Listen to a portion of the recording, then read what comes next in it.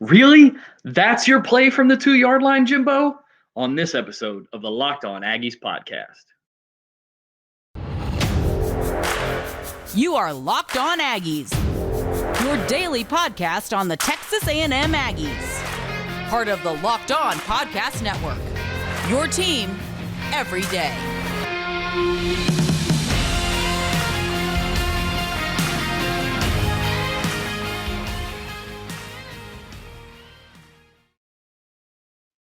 What's up, everybody? Welcome back to the Locked On Aggies podcast, part of the Locked On Podcast Network, your team every day. I am your host, Joey Ikes. Thanks so much for making Locked On Aggies your first listen. We are free and available wherever you get your podcast and on YouTube, so please go over there and subscribe to the YouTube channel as well if you're listening on the audio side. And on Saturday night, the Texas A&M Aggies went to Tuscaloosa, Alabama, and took on the number one ranked Alabama Crimson Tide at Bryant-Denny Stadium in what became essentially a battle of backup quarterbacks. The Aggies gave Alabama everything that they could handle. And Alabama did everything that they could do to try to keep A&M in the game and give A&M the opportunity to win the game. What kind of stuff is that? They missed 2 field goals. They fumbled 3 times, all of which were recovered by A&M, and they threw an interception to Jordan Gilbert. Jalen Milroe started at quarterback for the Crimson Tide, and while he brought an unbelievable running threat, paired with Jahmyr Gibbs especially, he absolutely did not bring anywhere near the passing threat that a guy like Bryce Young brings. Jalen Milroe finished 12 of 19 with 1 interception for 111 yards and 3 touchdowns and was sacked 4 times. 2 of those were sack fumbles, as we mentioned before. The Aggies lost this game, A, because they couldn't build any real consistency on offense. Tell me if you've heard that somewhere before. And B, because of the fact that Alabama ran for 326 yards, net of 288. They had a few, especially Jalen Milroe, had some losses because of sacks and plays like that. That's how college football accounts for the statistic. So they ran for 288 net yards in the game. They averaged 5.5 yards per carry. Jahmyr Gibbs had 21 carries and averaged 7.3 yards per carry. That's why A&M lost the game, pure and simple.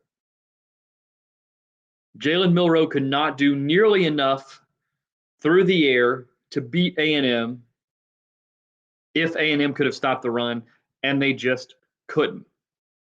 And at this point, this is a trend that we've seen over the course of multiple weeks. It goes all the way back to Appalachian State, when Appalachian State was able to just churn out 4 and 5 and 6-yard runs when they needed to. But even with all that going on, Haynes King, who I've been critical of in this avenue, as well as on Aggies Wire. Haynes King finishes 25 for 46 for 253 yards, 2 touchdowns, and 1 interception in a game where he was running for his life from Will Anderson and the rest of the Alabama pass rush.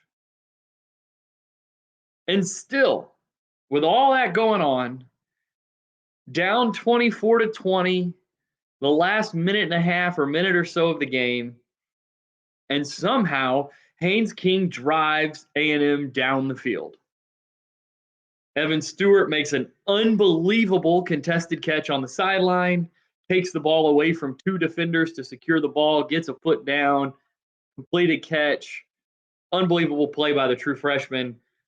Real, true, honest coming out party for Evan Stewart in this game. And a lot of the other freshmen as well, as we wrote about over at Aggies Wire today, actually. And when A&M drove down the field, Haynes King takes a shot to the end zone. It gets intercepted, but there's a pass interference penalty in the end zone against tight end Donovan Green. The defender grabs onto him as the ball's in the air. Overthrown ball, interception, pass interference, first down and goal at the 2-yard line with 3 seconds left. There's been a lot of evidence shown on social media that there may have been a little bit of home cooking in terms of the clock management and the clock running in that scenario. There's a replay out there that shows the Alabama player with the ball in his possession and his knee on the ground at 7 seconds left in the game.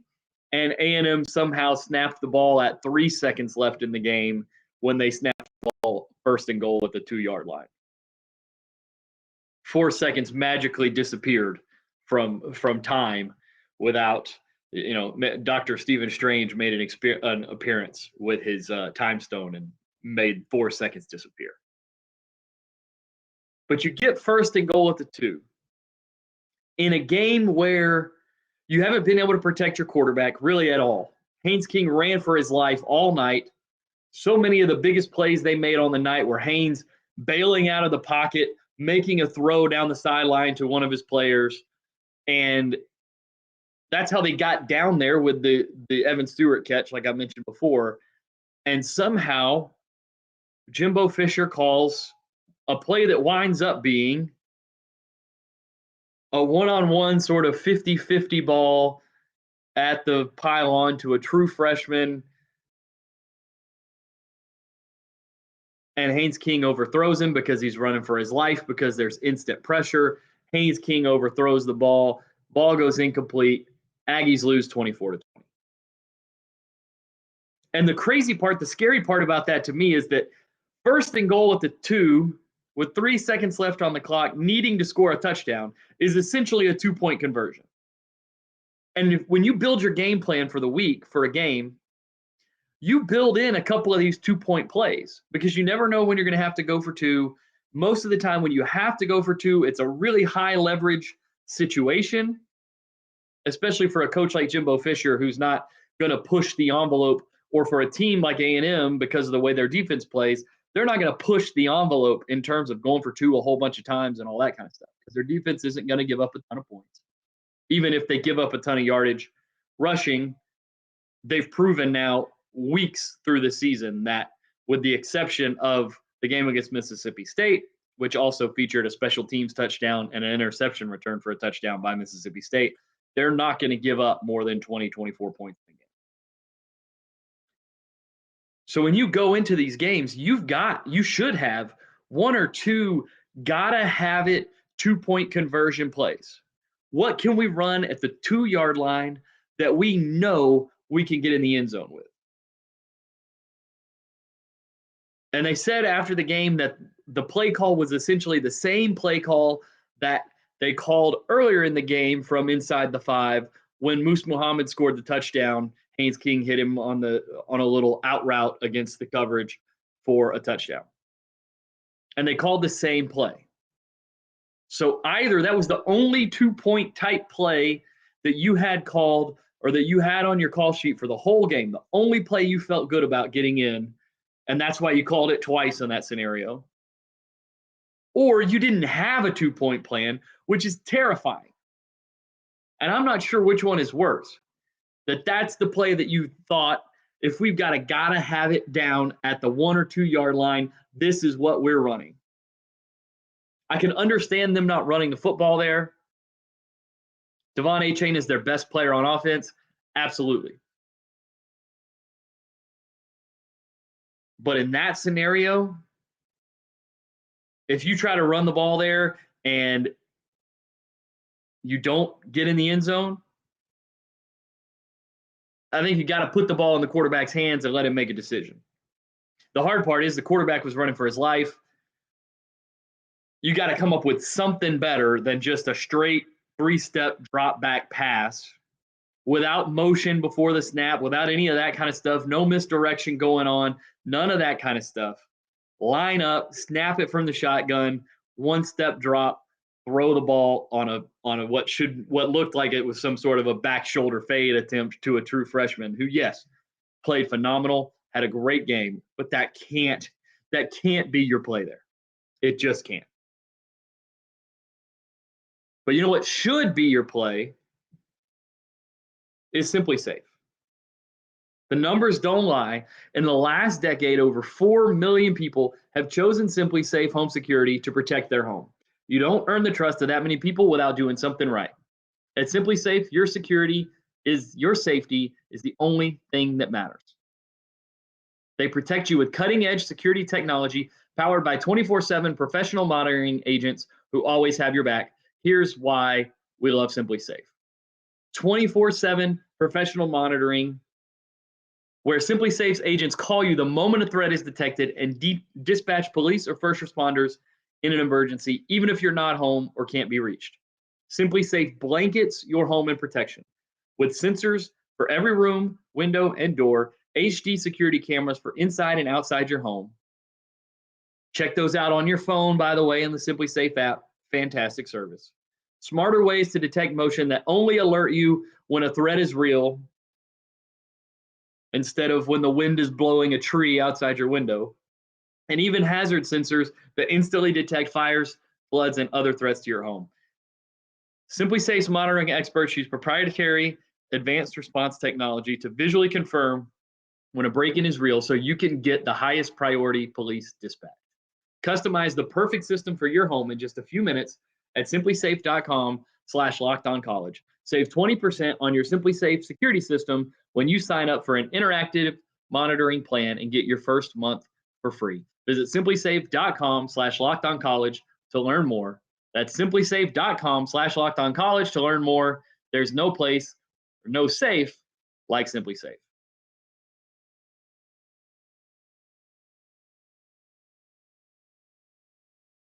I have been extremely critical in this outlet and in others on Twitter at Aggies Wire of the way the game feels and looks when Haynes King is playing quarterback for this team. And it continued to feel and look that way throughout most of the game against Alabama. There were some exceptions, and we're going to get into those some exceptions later into the week as we talk about, how do you build this offense going forward for the rest of 2022 if Haynes King is going to be your quarterback. We already talked about should Haynes King be your quarterback going forward. But the level of discomfort was driven really by what was going on the offensive line. We lost Jordan Moko to injury last week against Mississippi State, had surgery, more than likely done for the year. So you already had an injury at left guard. Then Trey Zune has to miss with an injury against Alabama.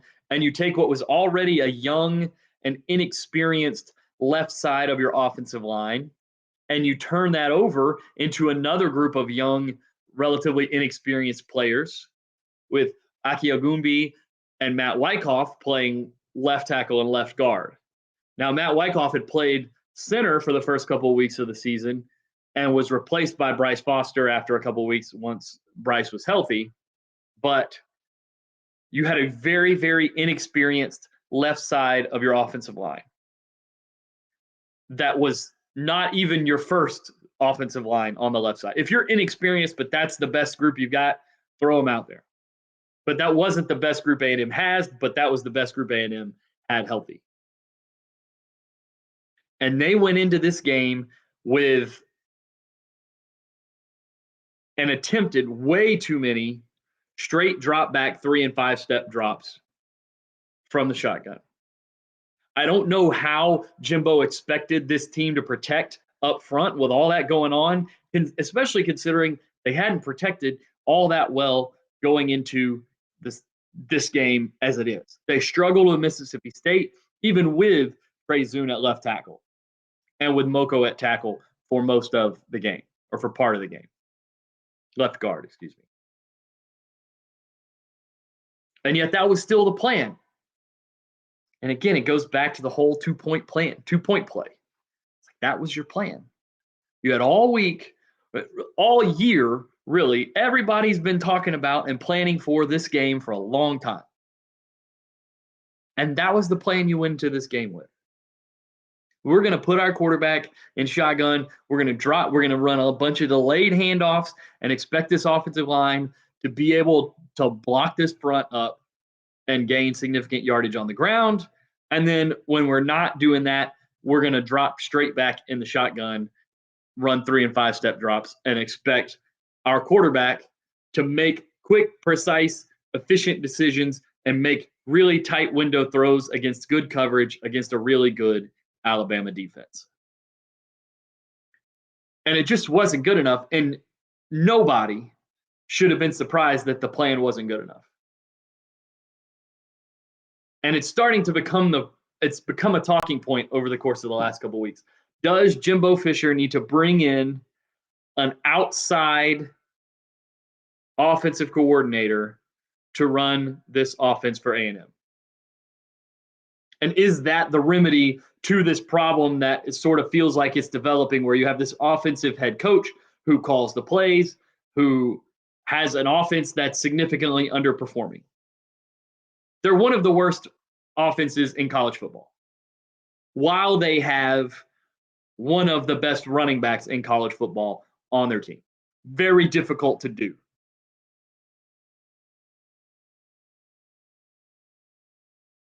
But that was the plan. We're going to come in, we're going to drop back, 3 and 5 step drops, and we're going to try to drive down the field. Not surprisingly, it wasn't successful. As A&M goes forward, they're going to have to change the approach on offense, regardless of who's playing quarterback, whether they go to Connor Wigman or they stick with Haynes King.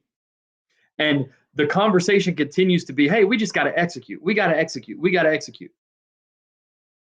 And yes, that's true. The players have to execute the plays that are called. But it falls on the coach to make the types of calls that put their players in position to succeed. And that's got to be the whole conversation for this offense moving forward. Is this offensive system putting the players, a very young team, we all acknowledge that, bunch of true freshmen running around there, freshman tight ends playing, freshman wide receivers playing, sophomore wide receivers playing, sophomore quarterbacks, freshman quarterback maybe at some point.